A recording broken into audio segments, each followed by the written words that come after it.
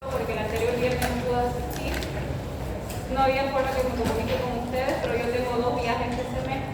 El primer viaje fue el que no vine a clase por un congreso y tengo otro viaje en la semana del 20 de septiembre donde tampoco voy a poder asistir a clase por tema del congreso.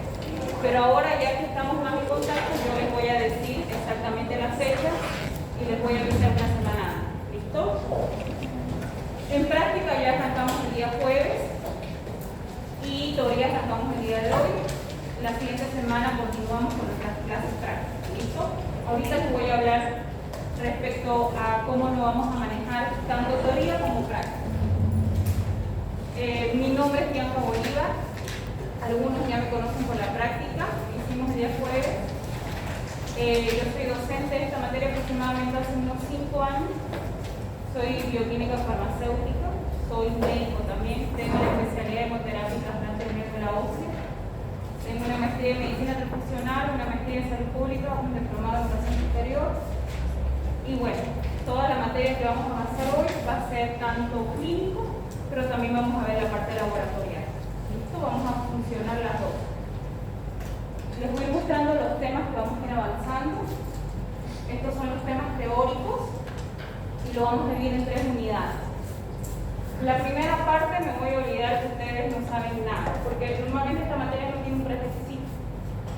En realidad su base de esta materia vendría a ser fisiología o bioquímica que avanzaron. Esa vendría a ser la base de esta materia.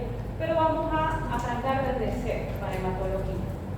Nuestros primeros temas que vamos a avanzar, y hoy va a ser nuestro primero también, es hematopoiesis.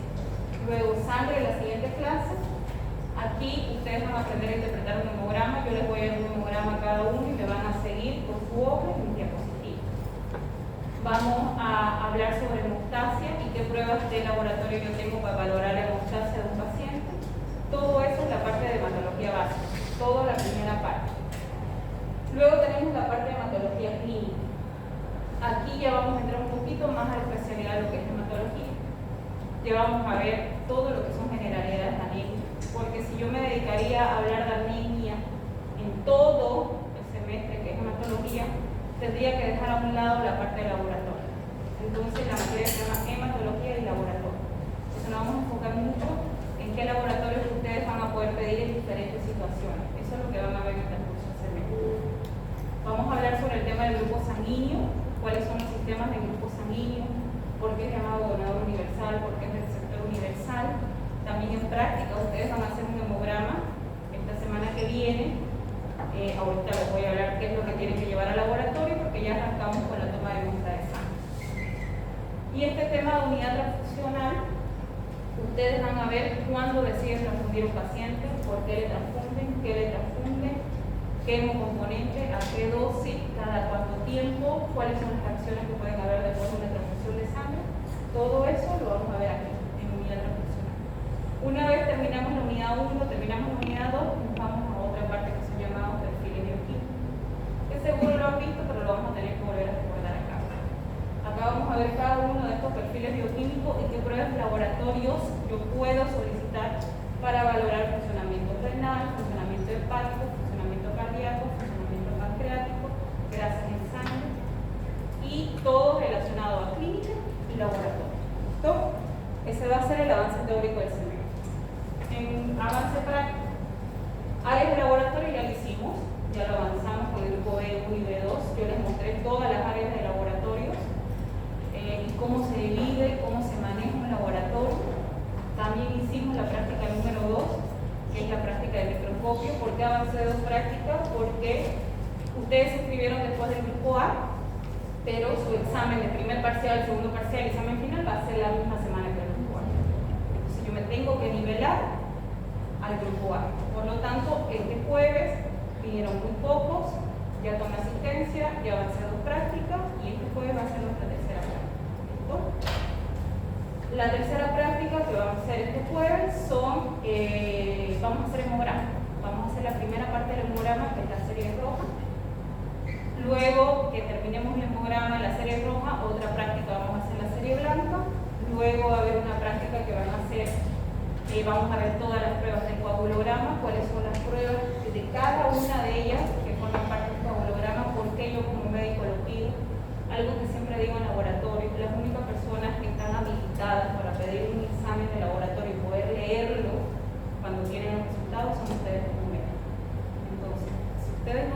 ir al laboratorio a pedir. ¿Por qué pedir? Y una vez que tenga los resultados, leerlo o interpretarlo, ahí estamos mal.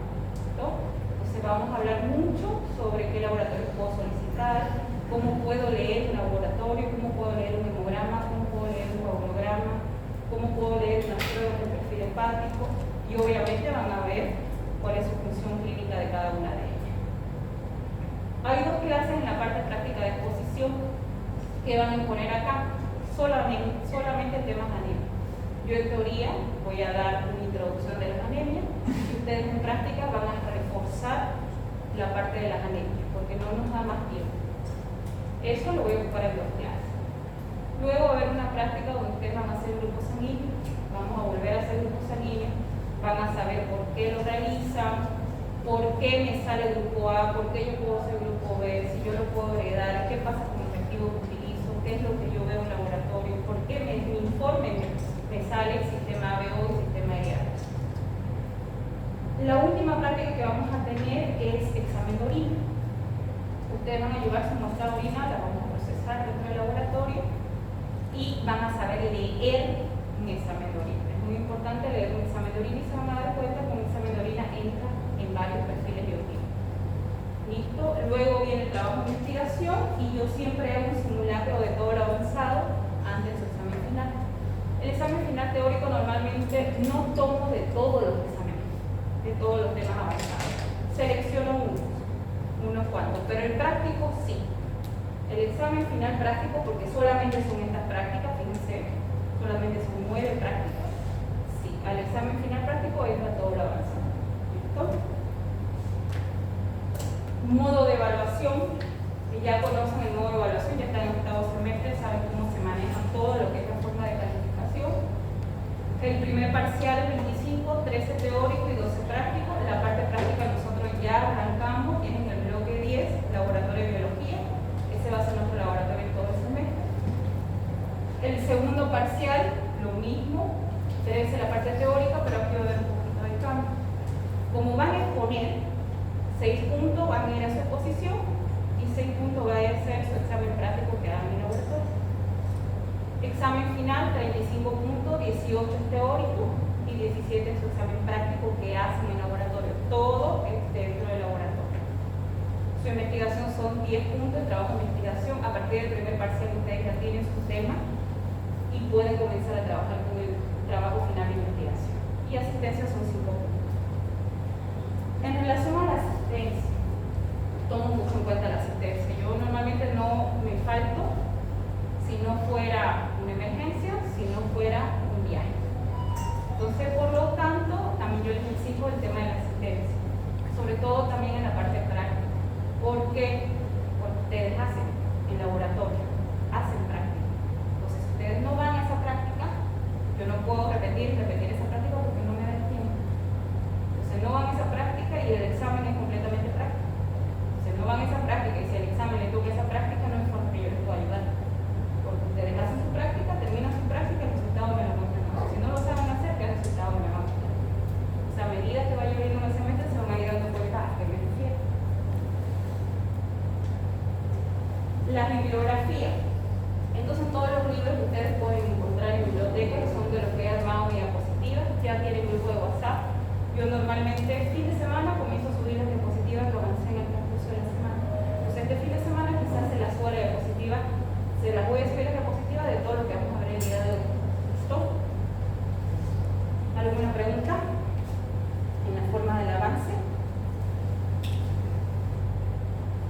Vamos a avanzar a nuestro primer tema y de ahí también cualquier duda que tengan, les voy a hablar un poquito del laboratorio para decirles cómo tienen que ir y qué tienen que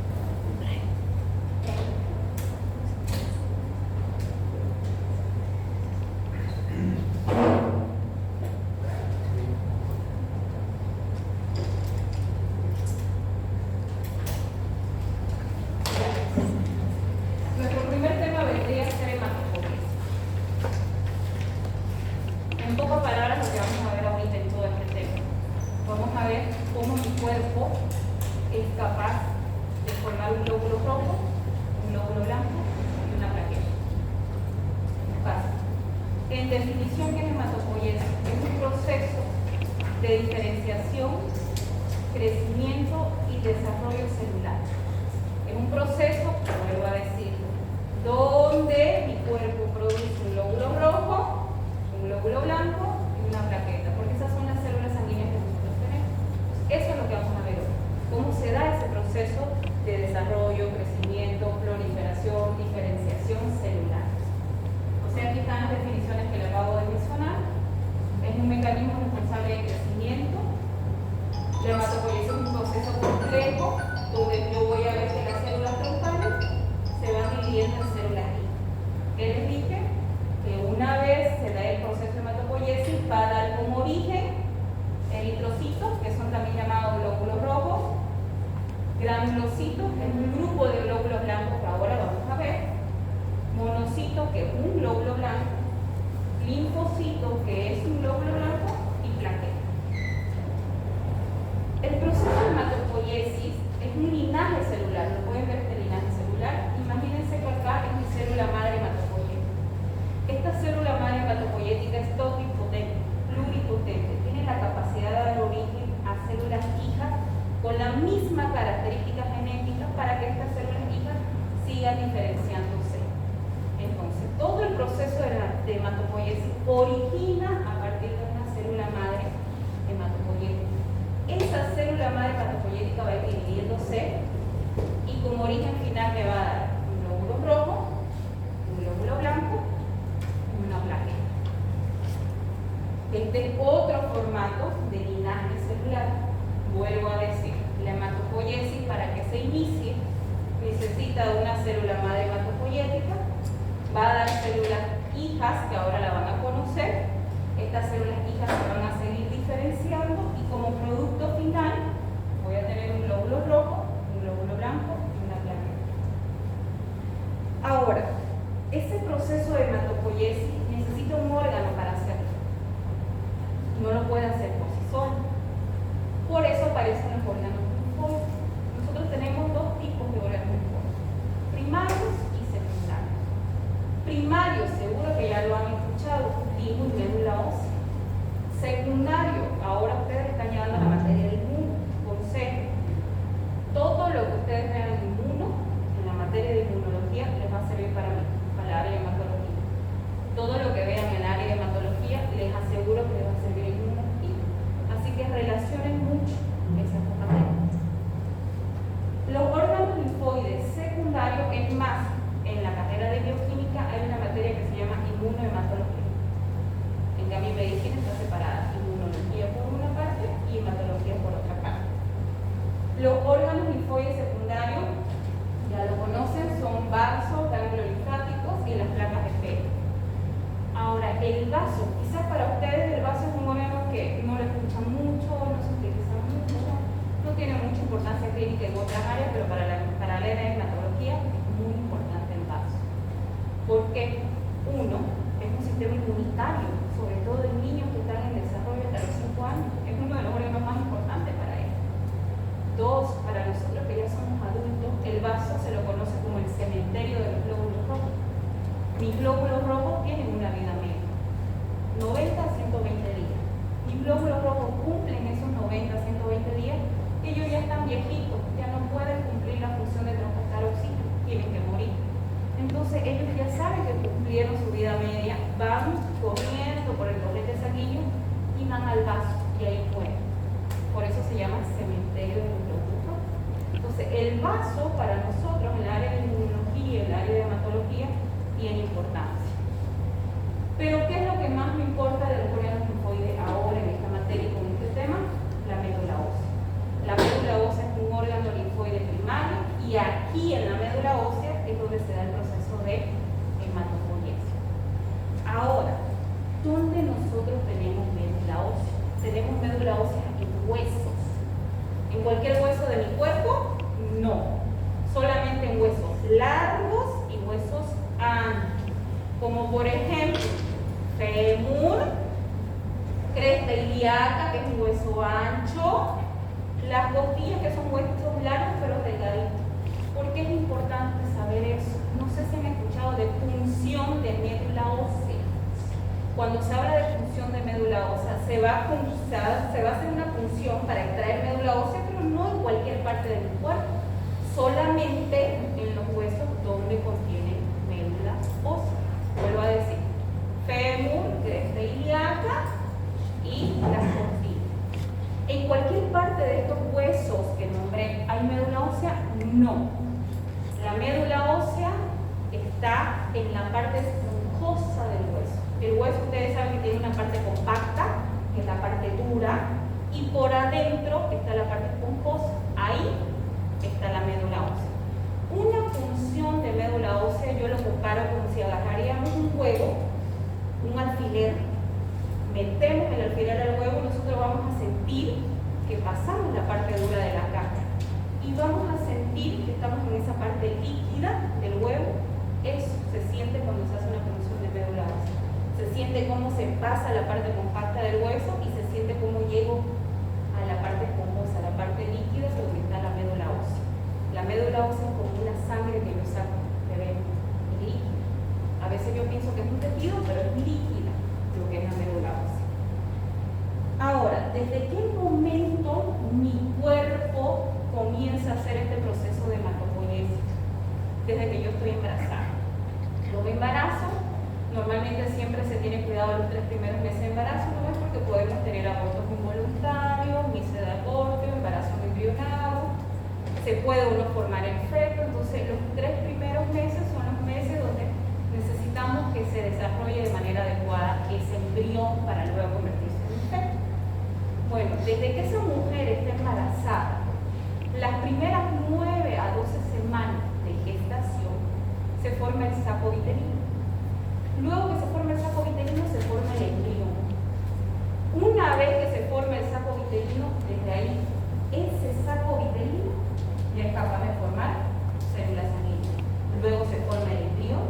Ese embrión comienza a desarrollar y comienza a formar sus propios órganos, y ese embrión, que ya se convierte en feto, comienza a formar células sanguíneas desde el hígado. Luego va creciendo ese feto y lo hace desde el vaso. Luego va creciendo y cuando tiene aproximadamente 5 meses de gestación, ese feto, recién su médula ósea está madura para comenzar a formar células sanguíneas. No desde el primer momento forma la médula ósea, sino que va desarrollándose. Por eso el vaso y el hígado son órganos importantes para la parte de hematología. Desde el 5.º mes hasta toda su vida adulta y hasta que muere, sigue formando células sanguíneas a partir de su médula ósea. Yo la médula ósea la comparo como una máquina.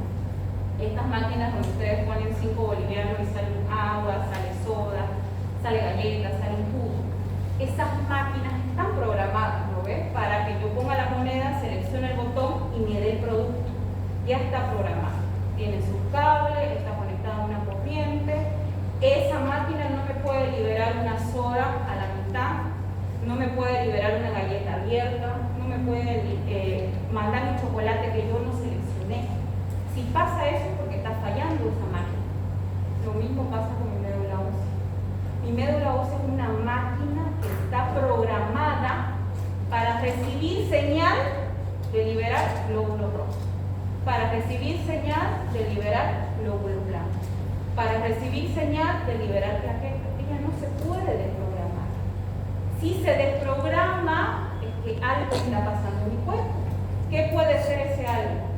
Algún tumor, alguna enfermedad autoinmune, un cáncer, una anemia plástica, puede ser una droga, puede ser un fármaco que está haciendo que mi médula ósea se desprograme y comience a liberar células inmaduras. La médula ósea no le abre la puerta al glóbulo rojo hasta que esté maduro. No le abre la puerta al glóbulo blanco hasta que esté maduro. No le abre la puerta a las plaquetas hasta que esté maduro. Cuando ya la médula ósea la formó madura con todas sus funciones, recién le abre la puerta y le dice salga. Si sale inmadura es porque hay una falla, y ahí es donde yo tengo que averiguar qué está haciendo mi cuerpo para que esa médula ósea no funcione como debería funcionar. Entonces, tejido hematopoyético. Comencemos a ver. Este es un linaje celular. Acuérdense que yo les mostré cómo era un linaje, ahora este es un linaje hematopoyético. Todo parte a partir de una célula madre hematopoyética que también recibe dos nombres, stem cell o se la conoce como célula madre sanguínea. Esta célula madre sanguínea, les dije que es totipotente, pluripotente, que tiene una información genética tan grande que se la puede transmitir a sus dos células hijas. Por eso, la información genética que le transmite hace que estas células hijas, en vez de ser llamadas células hijas, sean llamadas también célula madre, linfoide y mieloide. Y de aquí salen las leucemias. No sé si ustedes alguna vez han escuchado de las leucemias.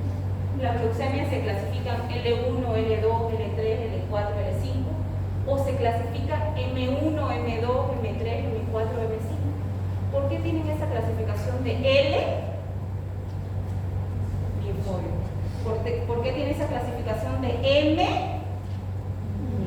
¿Qué quiere decir? Si yo veo un diagnóstico o alguien me dice tiene leucemia linfoide, quiere decir que el daño está en la célula madre linfoide. Si alguien tiene una leucemia M1, M2, M3, quiere decir que el daño está en la célula madre mieloide. Eso es lo primero que debo saber.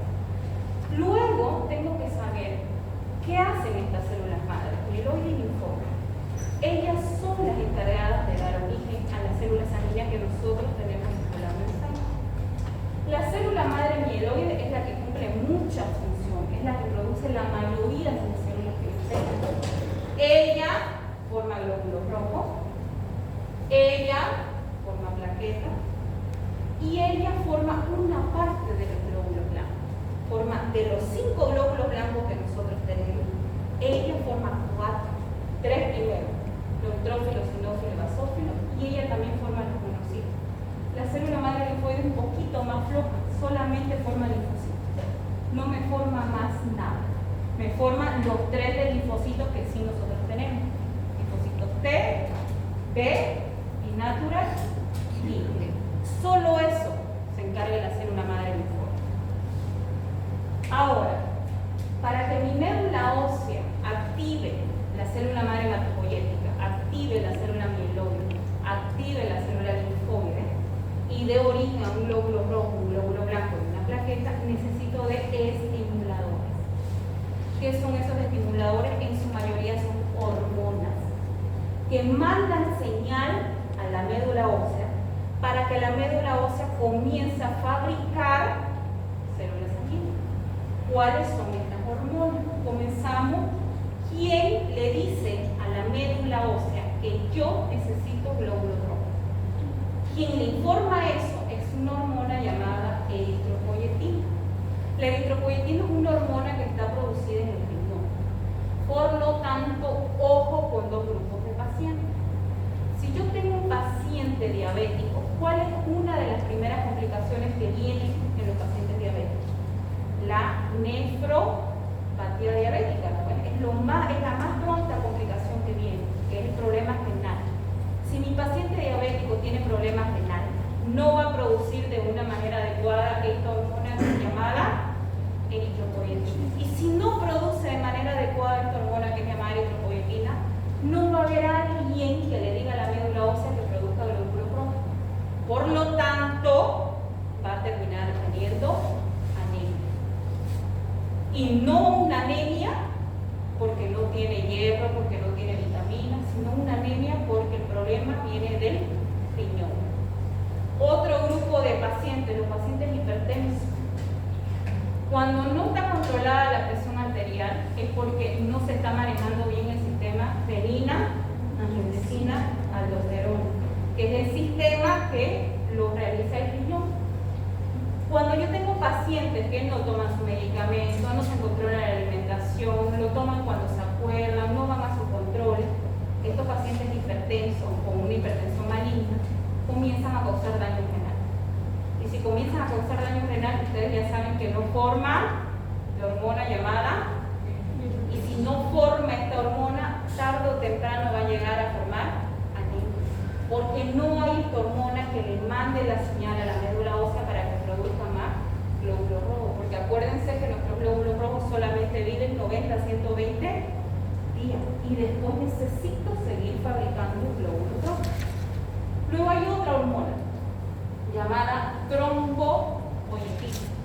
Esta es una hormona que está en el hígado. Y esta es la que manda señal a la médula ósea para que la médula ósea produzca solamente plaquetas.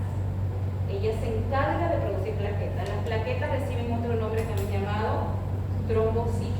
Por eso esta hormona se llama trombopoietina. Luego tenemos este conjunto de colonias celulares que estimulan a los granulocitos y a los monocitos, que ahora lo vamos a ver. Comencemos entonces con el proceso de eritropoiesis. El proceso de eritropoiesis es todo esto. ¿Qué es el proceso de eritropoiesis? La formación de eritrocitos, que son los eritrocitos llamados también glóbulos rojos. ¿Qué les dije? Yo necesito del riñón y que el riñón produzca una hormona llamada eritropoietina para que este le mande señal a la médula ósea y la médula ósea comience a activar su linaje celular para dar origen a eritrocitos. Entonces, esta médula ósea se despierta porque ya recibió la señal y necesita y sabe que tiene que formar un eritrocito. Entonces, activa a la célula madre hematopoyética. La activa y le dice, célula madre mieloide, necesita un eritrocito. La célula madre mieloide ya sabe qué es lo que va a hacer para dar origen a un eritrocito. Ella comienza a formar al pro-normoblasto. Lo sigue madurando y lo forma el normoblasto basófilo. Sigue madurando, forma el normoblasto policromatophilico. Sigue madurando, forma el normoblasto ortocromático. Sigue madurando, forma el reticulocito y acá me detengo. Cuando la médula ósea recibe señal de que no tiene mucho tiempo el paciente porque corre su vida, dice, no puedo esperar tanto tiempo para dar un glóbulo rojo porque este paciente se está muriendo de hipoxia. ¿Cuál es la función de los glóbulos rojos? Suministrar oxígeno. Pero si mi paciente está muriéndose de hipoxia, la médula ósea dice, listo, reticulocito, salga. Yo les voy a abrir la puerta porque acuérdense que no les abre la puerta hasta que estén maduros. El glóbulo rojo inmaduro se llama reticulocito. La médula ósea, cuando mi cuerpo está en situaciones extremas, hace algo para tratar de nivelar y que el paciente no se muera.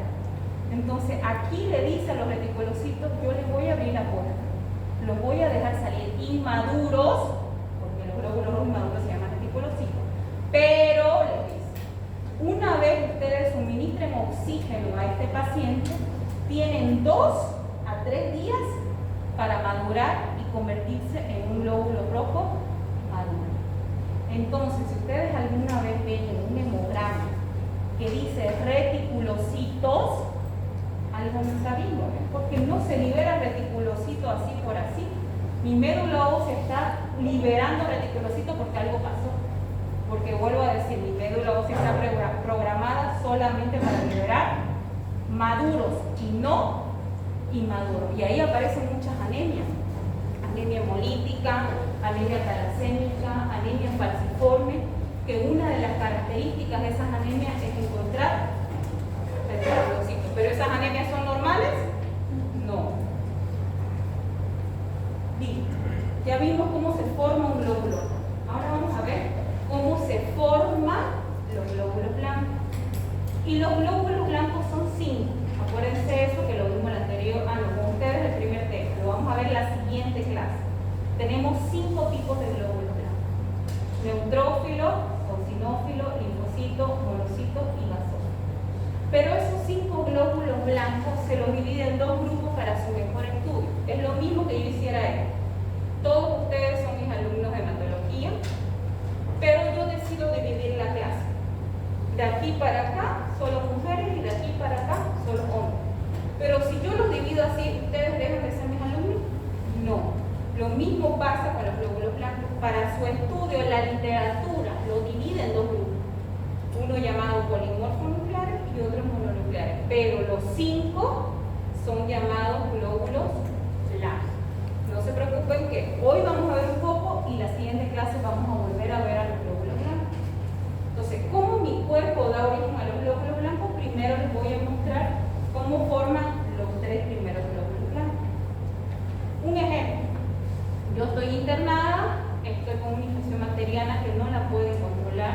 estoy con antibiótico en vena, pero aún así la infección bacteriana es grande, sobre todo en los pacientes que están internados en el hospital y se sobreinfectan, ¿no ves? De las bacterias intrahospitalarias que son multiresistentes. Entonces mi cuerpo recibe señal que necesita glóbulos blancos para combatir esa infección.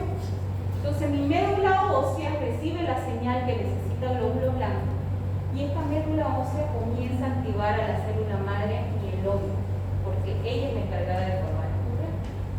La célula madre mieloide forma el leucocito blasto. Acuérdense que la palabra blasto, ¿qué quiere decir? Inmaduro. Sigue madurando, forma el mieloblasto, pero sigue siendo inmaduro. Sigue madurando, forma el promielocito. Sigue madurando y sigue creciendo, forma el mielocito. Sigue madurando, sigue creciendo y a partir de aquí se va dividiendo, se va separando para dar origen a un eosinófilo, neutrófilo y basófilo. Ese es un linaje celular que yo les mostraba. También para que ustedes vean, el proceso de la formación de glóbulos blancos se llama leucopoiesis. La leucopoiesis quiere decir cómo formo yo mis 5 glóbulos blancos que tengo. Pero para que yo forme los 5 glóbulos blancos que tengo, necesito de las 2 células madre, mieloide y linfoide. Acuérdense que la célula madre mieloide forma 4 glóbulos blancos, la que es más trabajadora. Forma neutrófilo, xenófilo, basófilo y monocito.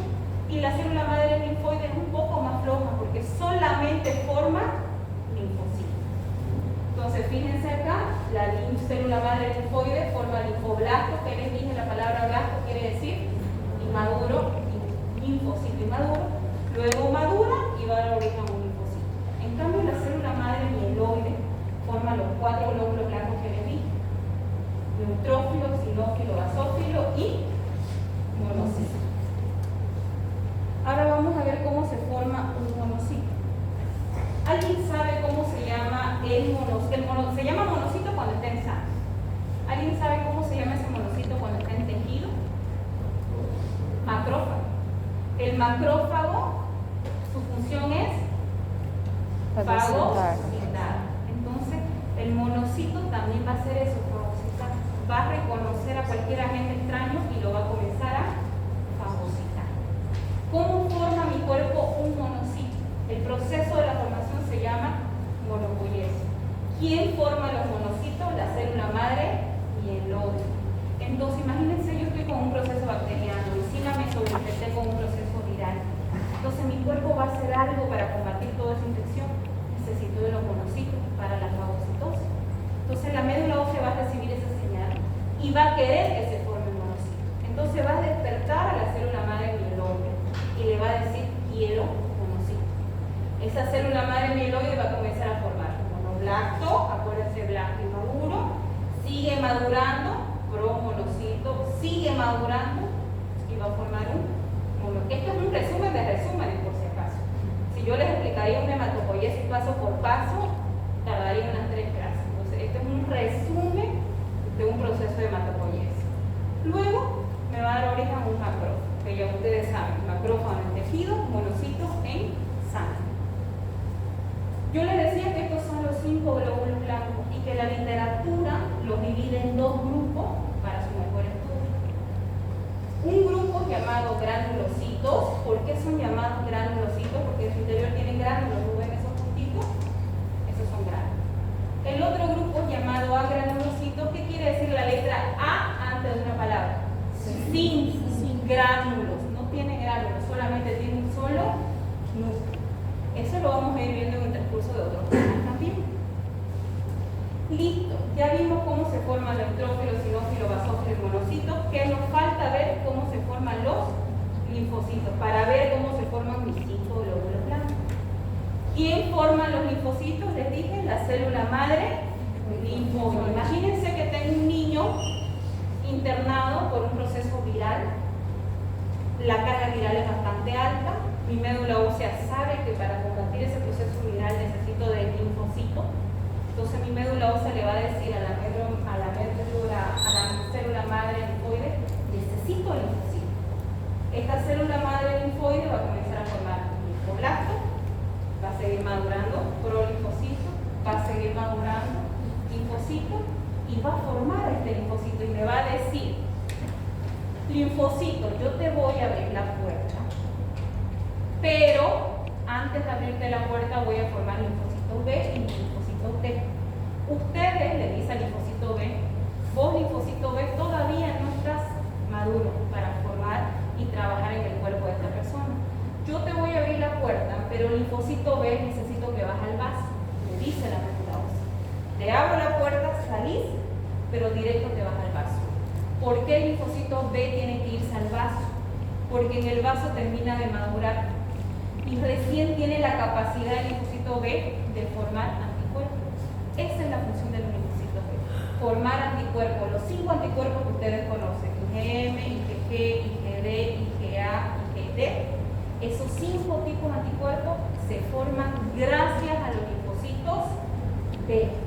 Pero la médula ósea lo produce, pero le dice que tiene que terminar de madurar en el vaso. ¿Qué le dice al linfocito T?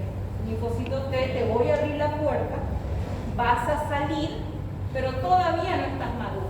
Necesito que vas al timo. Y en el timo termines de madurar, ¿para qué? Para formar los subgrupos de linfocitos T que ustedes conocen, CD4 y CD8. CD4 llamado colaborador y CD8 llamado citotóxico. Y el otro linfocito que tenemos, que es el natural killer, ese es el más grande, imagínense que es enorme, es más potente. Cuando sale de la médula ósea ya está maduro. Él sale, va y se sienta. Cuando el linfocito B y el linfocito T y todos mis soldados de glóbulos blancos no pueden hacer nada porque la infección está sobrepasando, lo llaman al linfocito natural killer. El linfocito natural killer se levanta enorme, va hacia el microorganismo patógeno y lo explota. Ese es el natural killer, es más potente, por eso ya desde la médula ósea ya sale maduro. Eso lo van a ver seguro en inmuno, un poquito más adelante quizás. Vamos con las plaquetas. Ya vimos cómo se forma un glóbulo rojo, ya vimos cómo se forma un glóbulo blanco, ahora vamos a ver cómo se forma una plaqueta. Por ejemplo, tengo un paciente que está sangrando. En el caso de los dengue hemorrágicos tuvimos varios fallecimientos por dengue hemorrágico. Y el problema de los dengue hemorrágicos son las plaquetas específicamente. Entonces tengo un paciente que está sangrando, que sus plaquetas están muy bajas. Nosotros en plaquetas en sangre tenemos de 150.000 a 450.000. Tengo un paciente que tiene 50.000 de plaquetas. Entonces, obviamente, la trombopoyetina, que es una hormona, le va a decir a mi médula ósea, necesito plaquetas. Este paciente se está desangrando, este paciente no tiene plaquetas. Entonces, la médula ósea va a activar a la célula madre mieloide y va a comenzar el drenaje celular para dar origen a la plaqueta. Va a comenzar a activar al megacarioblasto, luego megacariocito, luego megacariocito granular, megacariocito liberador de plaquetas y una célula enorme. Esta célula estalla y esos fragmentos cuando estalló son mis plaquetas. Por eso que las plaquetas se conocen también como fragmento celular. ¿Listo? ¿Cuánto tiempo tarda mi médula ósea en producir un glóbulo rojo? Que me olvidé de decirle, 5 a 7 días. Eso es lo que tarda mi médula ósea en producir un glóbulo rojo. ¿Cuánto tiempo tarda en producir mi médula ósea una plaqueta? 7 a 10 días.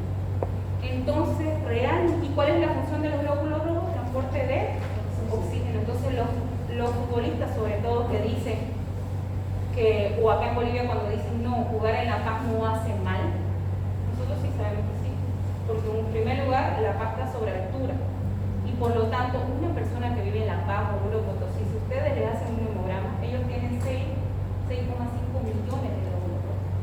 Su cuerpo fisiológicamente produce más glóbulos rojos que nosotros. ¿Por qué? Porque ellos necesitan más oxígeno para estar a una altura del nivel del mar. En cambio nosotros, que vivimos en planicie, a lo máximo que llegamos es 5,5 millones de glóbulos rojos. Por lo tanto, ellos tienen una diferencia en oxigenación que nosotros. 1. 2. Yo me voy a La Paz o Oruro Potosí con mis poquitos glóbulos rojos que tengo, me voy a cansar, voy a tener una mala digestión, me voy a descomponer, mi cuerpo va a decir algo le pasa a esta persona, voy a producir más glóbulos rojos, pero en el proceso que produce más glóbulos rojos, ¿cuánto tiempo lo hace?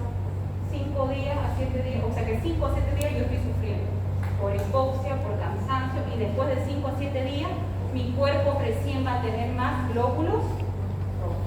Entonces sí importa la altura a nivel normal. En resumen, esto es un linaje celular. Todo parte de una célula madre hematopoyética que ya saben, va a dar origen a qué? Plaquetas, a los linfocitos, a los monocitos, neutrófilos, sinófilos, basófilos y a los eritrocitos. Todas mis células sanguíneas que yo tengo en sangre. ¿Alguna pregunta? ¿Pueden encender la luz, por favor?